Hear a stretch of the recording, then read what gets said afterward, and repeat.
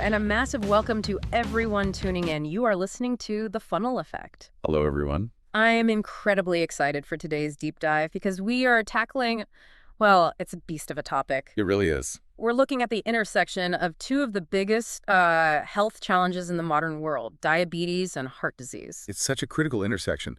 When those two conditions meet, the stakes are just incredibly high. It's not just, 1 + 1 = 2. The risk, it really multiplies. It's a compounding problem. Exactly. And to guide us through this, we are going deep into a landmark paper. Now, stick with me here because I need to give credit where credit is due. Of course. The paper is titled Intense Metabolic Control by Means of Insulin in Patients with Diabetes Mellitus and Acute Myocardial Infarction, DIGAMI-2, Effects on Mortality and Morbidity.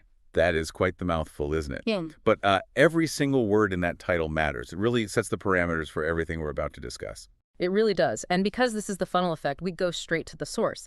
This work was published in the European Heart Journal by the European Society of Cardiology. A major journal. Oh, absolutely. And I want to read the list of authors because this was a massive collaborative effort.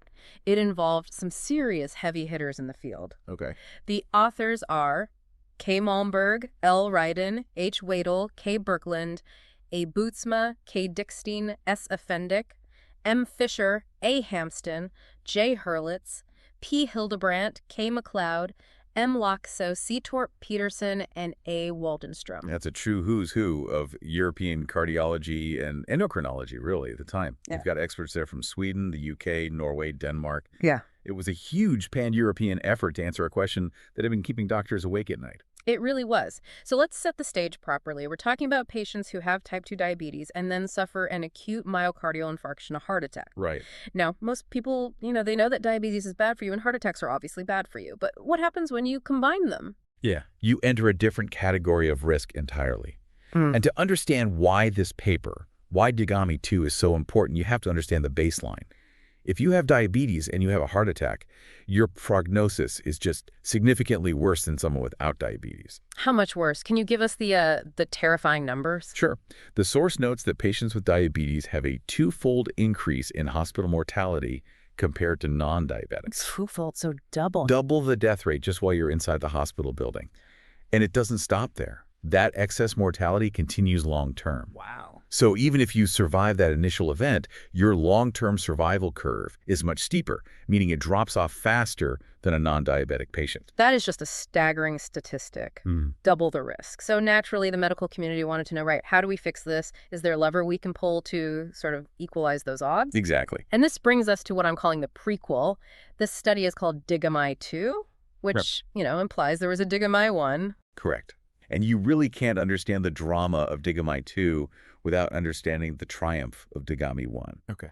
The first DIGAMI trial was, it was a game changer. It took place earlier, back in the 1990s, and it tested the very specific hypothesis. The idea was, if we use an insulin glucose infusion to control blood sugar immediately after a heart attack, can we save lives? And what did they find? Because my understanding is that DIGAMI-1 was the reason everyone got so excited about insulin in this context. It was revolutionary.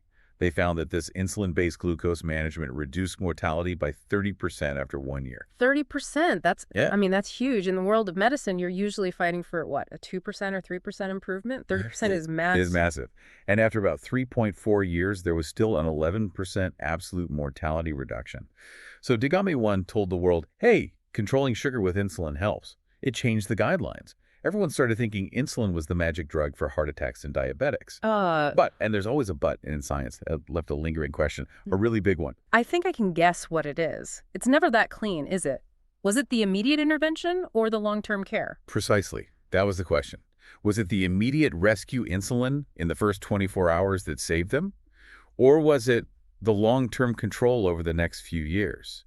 Because in DIGAMI-1, the treatment group got both. They got the acute drip and it got the long-term shots. So we didn't know which part of the package was really doing the heavy lifting. It's like eating a salad and going for a run every day and then losing weight. You don't know if it was the salad or the running that did it. It's the perfect analogy. Right. So DIGAMI-2 was built specifically to separate the salad from the running. The whole mission was to find the magic bullet. Is early and continued insulin-based metabolic control the key to survival? Or is it just the acute phase? Or maybe neither. Okay, let's unpack the study design then. Because to answer that question, they couldn't just have two groups. They needed to get creative. They set up what I like to call a three-way battle royale of treatments. It's a classic factorial design. Right. It was really elegant on paper. They recruited 12,253 patients, and they randomized them into three very distinct groups to try and isolate these variables. Let's walk through them because the nuance here, it determines everything that happens later. So group 1, this is the intense group. Group 1 was the full package. These patients received a 24-hour acute insulin glucose infusion immediately upon admission.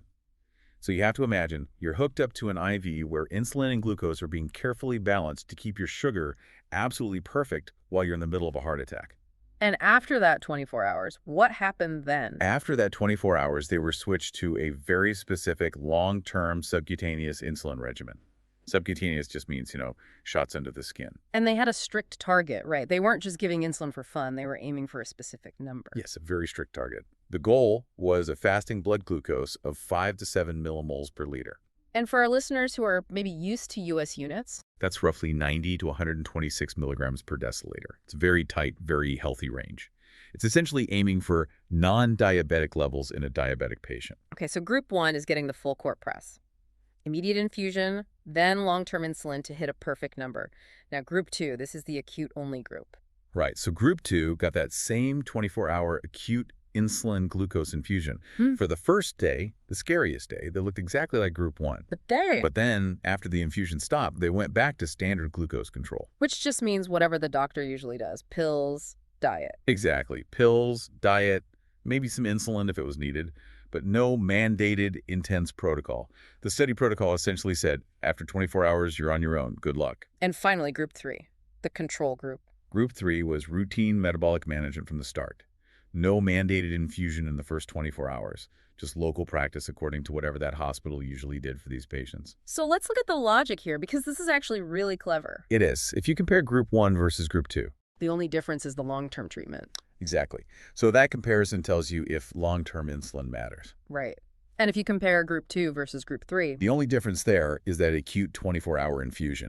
Yeah. So that tells you if the immediate metabolic rescue matters. It's a perfect science experiment where you change one variable at a time. It seems foolproof on paper. On paper. But before we see how it played out, and spoiler alert, it gets complicated, I want to know who we're talking about. Who were these people in the study? So the mean age was 68 years old.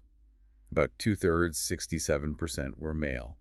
And these were people with established type 2 diabetes or, very high blood sugar at admission. And their long-term control, what was their HbA1c? Their average HbA1c, which for those who don't know is a measure of your sugar control over the last 3 months, was around 7.2% or 7.3%. Is that considered terrible or well-controlled? It's mediocre. It's not terrible. A non-diabetic is below 5.7%. A really well-controlled diabetic is usually under 7%.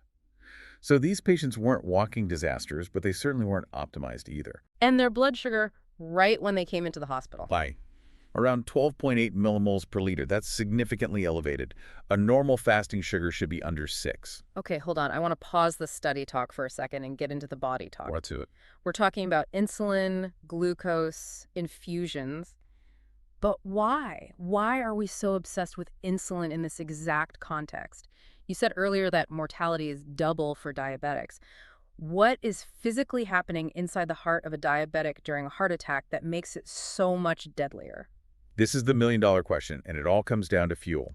The heart is an engine. It's a biological pump. And like any engine, it needs fuel to keep pumping. Makes sense. When you have an acute myocardial infarction, a heart attack, your body goes into full-on panic mode. You get this massive spike in what we call adrenergic tone. That's the stress hormones, adrenaline, cortisol. Exactly, the fight-or-flight response. Now, usually that's good if you're, running from a tiger.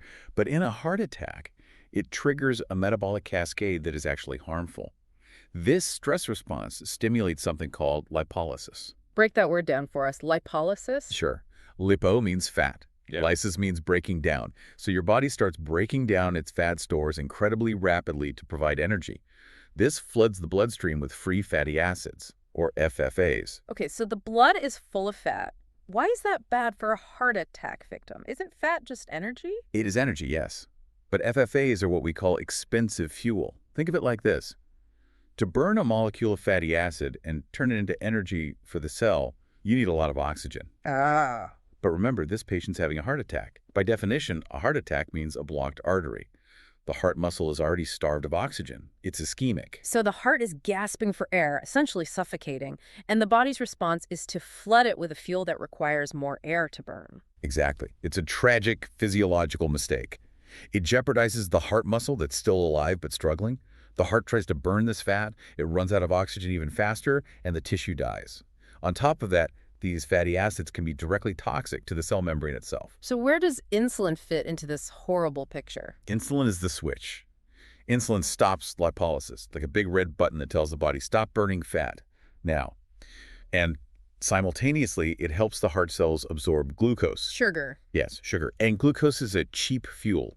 It's high performance. It produces more energy per molecule of oxygen than fat does. So insulin is like switching the car from a heavy, dirty diesel to a high-performance unleaded when the engine is already sputtering and about to fail. That's a great analogy. That was the biological hope. We can save the heart muscle by switching the fuel source from the toxic, inefficient fat to the clean, efficient sugar. The theory is sound. It makes perfect biological sense. It really does. Ideally, this sounds perfect. It makes biological sense. It makes logical sense. But as we often find on this show, the real world has a way of complicating the best-laid plans. It certainly does. And this brings us to Section 3, the execution of the study. And frankly, reading through the source material, it seems like things got messy fast. Clinical trials are always a battle.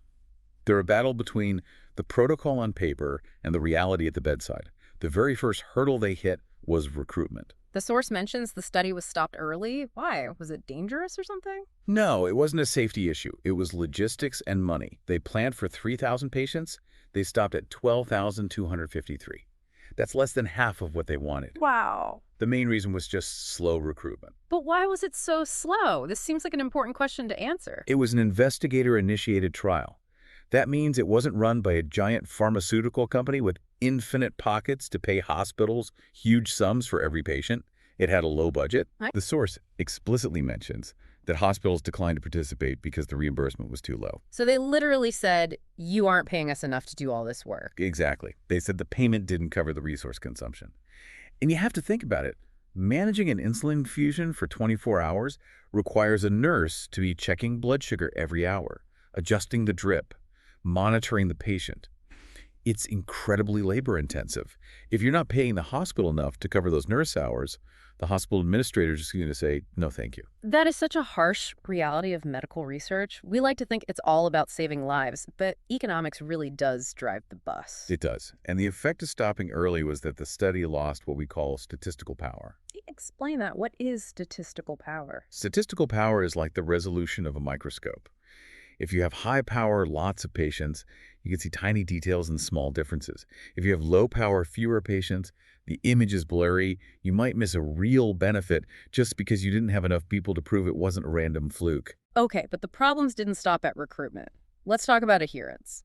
Because you can have the best plan in the world, but if the doctors don't follow it, you've got nothing. Did the doctors actually follow the rules? This is where it gets really, really interesting. And it tells you a lot about human psychology and medicine. In the acute phase, that first 24 hours adherence was pretty good. About 94% of patients in groups 1 and 2 got their infusion. Okay, so far so good. That's what they were supposed to do. But then you look at group 3, the control group. They were not supposed to get the infusion, but 14% of them did anyway. Wait, why? Why would a doctor give the treatment to the control group? That completely ruins the experiment. Because doctors are human. Imagine you're a doctor. You have a patient in front of you with a massive heart attack and very, very high blood sugar. You know about DIGAMI-1. You've heard the buzz that insulin might save them. But the randomization envelope says, control group do nothing special. What do? You treat the patient in front of you. Exactly. Their ethical duty to the patient overrode their duty to the study protocol. So 14% of the control group actually got the treatment. This contaminates the data. It starts to blur the lines between the groups. That is good for those specific patients, I guess, but it's terrible for the science. Precisely. But the bigger failure, the one that really truly tanked the hypothesis, was in the long term. Remember group 1, the intense group. The ones aiming for that super tight 5 to 7 millimoles per liter target. Right. To achieve that kind of tight control, usually you need multiple insulin injections a day. You need to be aggressive, you need to be checking sugar constantly.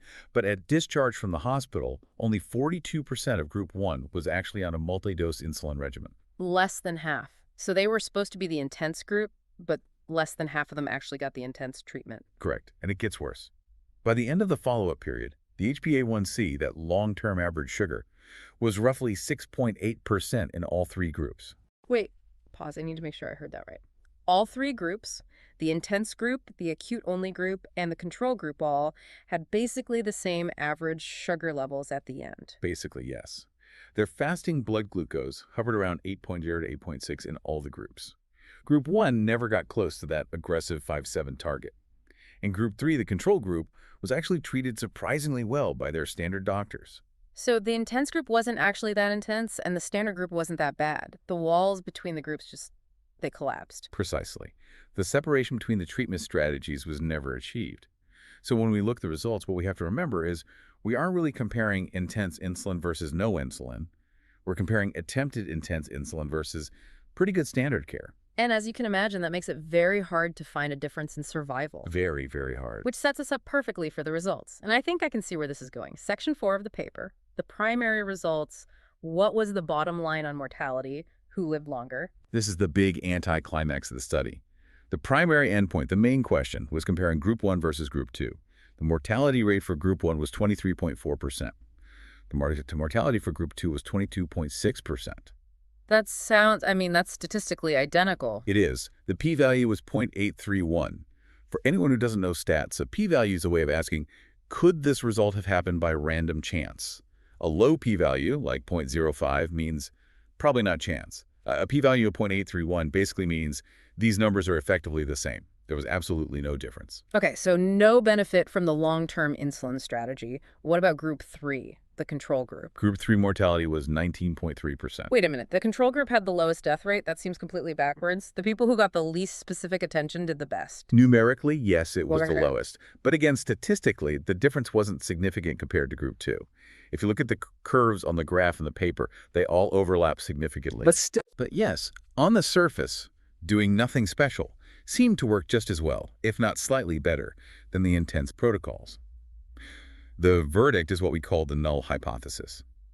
The study failed to prove that the specific insulin protocol made any difference. And what about morbidity?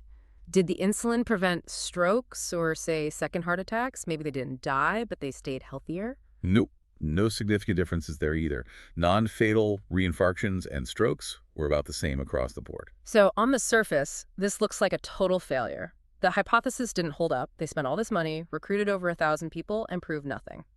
It seems that way. But you mentioned something earlier when we were prepping about the good news hidden in the bad news. Yes. You have to look at the overall mortality. When they designed this study, based on historical data from the 90s, they predicted a mortality rate of around 23% to 30%. That was the expectation based on how deadly diabetes and heart attacks used to be. Okay. But the actual overall mortality in this study was only 18.4%. So way fewer people died than they expected to, regardless of which group they were in. That's a huge drop. Why? Because general heart care improved dramatically during the years the study was running. This study ran from 1998 to 2003. And during that specific window, cardiology went through a revolution. The use of beta blockers went up to over 80%. Aspirin use was over 80%. Lipid-lowering drug statins were used in 75% of patients. Ah, I see. So it's hard to prove that your one special intervention adds a benefit when all these other powerful drugs are already saving so many lives. Exactly. It's the ceiling effect. If you have a leaky roof and you put a big tarp on it, that's the beta blockers and statins, the floor stays dry. If you then add a second, smaller tarp, that's the insulin, the floor is still dry. Yeah. You can't prove the second tarp did anything because the first one already did most of the job. So the background noise of just good modern medical care was so loud that the signal from the insulin, if there was one, got completely drowned out. That's a perfect way to put it. So the study failed, partly because medicine was succeeding so much elsewhere. That's wonderfully ironic, but great for patients. Exactly. Now, there is one more weird detail in the results that we have to address. It's a bit dark, and if you just look at the table without any context, it looks terrifying. Section 5, the malignancy anomaly. Yes, Table 5. It's a detail that always catches the eye of a careful reader. They tracked the specific causes of death, and they noticed something about malignancies, cancer deaths. Break down the numbers for us. In Group 1, the intense insulin group, there were 16 deaths from cancer. In Group 2, there were 5. In Group 3, only 2. Whoa, 16 versus 2. That sounds really scary. Did the insulin cause cancer? Because that's the immediate thought that jumps into your head. This is where we have to be incredibly careful and apply critical thinking. If you just read the headline number, you panic. But the expert opinion and the author's own conclusion is, no, it's extremely unlikely that the insulin caused these cancers. Okay, why? 16 versus 2 is a big gap. It looks really suspicious. Look at the timing. Most of those cancer deaths in Group 1 happened in the first year of the study. Biology just doesn't work that fast. You don't start a new drug and then die of new cancer 6 months later. Cancer takes years, often decades, to develop and become fatal. So these patients likely already had undiagnosed cancer when they entered the study? Exactly. Yeah. This is what we call unfavorable patient allocation. It is, for lack of a better term, bad luck in the randomization. By pure chance, Group 1 happened to get more patients who had underlying issues or silent cancers. It's a statistical fluke, not a drug effect. I see. But the authors had to report it because, well, it's in the data. You can't just hide things you don't like. That is a relief, but it really shows how tricky reading these studies can be. You can't just look at a table and panic. You have to look at the context and the biology. Absolutely. If you don't read the fine print, you'll draw the wrong conclusions almost every time. Okay, so we have what looks like a failed trial, no difference in mortality, recruitment issues, protocol failures, a weird cancer scare that turned out to be bad luck. Was DIGAMI-2 just a massive waste of time? Should we just toss it in the bin? Absolutely not. And here is where it gets really fascinating. This is the plot twist of the episode. The study failed to prove the protocol work, but the epidemiological analysis provided a massive aha moment. Explain that distinction. What is the difference between analyzing the groups and doing an epidemiological analysis? So when you analyze the groups, Group 1 versus Group 2 versus Group 3, you're asking the question, did being assigned to the insulin team save you? And the answer was no. Right. But in an epidemiological analysis, you ignore the groups. You throw all 1,253 patients into one big pool. You forget who was supposed to get what treatment, and you just ask a different question. What factors predicted who lives and who died? Okay, so we're looking for patterns in the whole population, ignoring which jersey they were wearing. And what did they find? They found that glucose level is a strong, independent predictor of mortality. The actual number, the amount of sugar in the blood. Yes. Not which group you were in, but what your sugar actually was. They found that for every 3 millimoles per liter increase in blood glucose, the hazard ratio for death goes up by 1.20. So a 20% increase in death risk for every 3-point rise in your sugar. Correct. And looking at the long-term measure, HbA1c, they found that a 2% increase in HbA1c increased mortality risk by roughly 20% as well. This is such a crucial distinction. Let me see if I have this right. The study showed that assigning people to an insulin group didn't help them because that group didn't actually achieve lower sugar than the other groups. Exactly. But the analysis showed that having lower sugar is what saves your life. You nailed it. That is the synthesis. Yeah. The drug insulin isn't the magic bullet in and of itself. The result, lower sugar, is the magic bullet. It doesn't matter how you lower the sugar. You can use insulin, you can use pills, you can use diet, or you can just have naturally better control. As long as you lower the glucose, your survival chances go up. So the study failed to show insulin was superior because all the groups ended up with similar glucose control. But in doing so, it actually confirmed that glucose control is vital. That's it, exactly. If Group 1 had actually achieved that 5 to 7 target, and Group 3 had stayed high up at 12, we might have seen a huge difference in mortality. But because everyone ended up hovering around 8, everyone had the same mortality. It's a bit like a race where one runner is told to sprint and the other is told to jog, but for various reasons, they both end up running at the exact same speed. They crossed the finish line at the same time. Right, and it doesn't mean sprinting doesn't work, it just means the sprinter didn't actually sprint. This also clears up the confusion with DIGAMI-1, doesn't it? In Section 7, the paper compares the two. Why was DIGAMI-1 so successful if DIGAMI-2 failed? Well, there were a couple of key differences. First, in DIGAMI-1, the patients were sicker to begin with. Their starting glucose was much higher, around 15.5, compared to 12.8 in this study. So there's more room for improvement. Way more room. And crucially, in DIGAMI-1, the control group had really bad control. Their sugar stayed high. So the insulin group did achieve a big separation. They had much, much lower sugar than the control group. So in DIGAMI-1, there was a big gap in glucose levels, so there was a big gap in survival. In DIGAMI-2, there was no gap in glucose levels, so there was no gap in survival. That's the story. It's a perfect lesson in the law of diminishing returns. Mm. It is really easy to improve on bad care. It's very, very hard to improve on good care. And there's one other factor regarding that intense target. The experts in the paper mention the fear of hypoglycemia. I imagine telling a doctor to push a patient's sugar down to 5 millimol, that's 90 milli-GDL, while they're still recovering from a heart attack is, well, it's stressful. Stressful is an understatement. It's terrifying for a doctor, and the data bears that out. Group 1 had significantly more hypoglycemia low blood sugar events. 12.7% of Group 1 had a hypo event compared to only 1% in Group 3. And doctors hate hypoglycemia. I hear it scares them more than high sugar does. It does. It scares doctors and it scares patients. High sugar kills you slowly over years. Low sugar can kill you in minutes. It can cause seizures, a coma, or fatal arrhythmias. So if you're a doctor and you push the insulin dose a little too hard and the patient bottoms out, gets shaky, maybe passes out, you're going to be much more cautious next time. Right. That fear likely stopped the doctors in Group 1 from ever pushing the dose high enough to hit that 5 to 7 target. They played it safe. They hit the brakes before the finish line. And honestly, it's hard to blame them. First, do no harm is the golden rule. It is. So let's bring it all together in Section 8. Key takeaways. We've revisited the hypothesis. The idea that a specific insulin treatment improves survival was not supported by this trial. Correct. But the bigger hypothesis that glucose control is vital was strongly supported. So for the learner listening right now, maybe a doctor, maybe a medical student, a patient, or just someone curious about health, what's the practical application? What do I do with this information? Based on this source, the advice is really clear. First, don't obsess over insulin, specifically, as the only tool.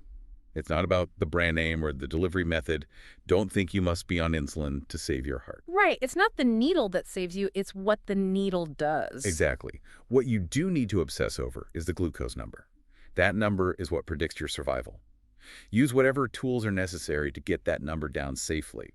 That might be oral agents, pills, it might be insulin if needed. And don't forget the other drugs. Never. The standard cardiac drugs, beta blockers, statins, aspirin, are non-negotiable. They're doing a lot of the heavy lifting and reducing mortality. You can't just control sugar and ignore the cholesterol and blood pressure. It's a symphony. You need all the instruments playing in tune. The paper also mentions a connection to another famous study, a study by Vandenberg. Yes, the Vandenberg study. That was a landmark trial that looked at intensive care patients, not just heart attack patients.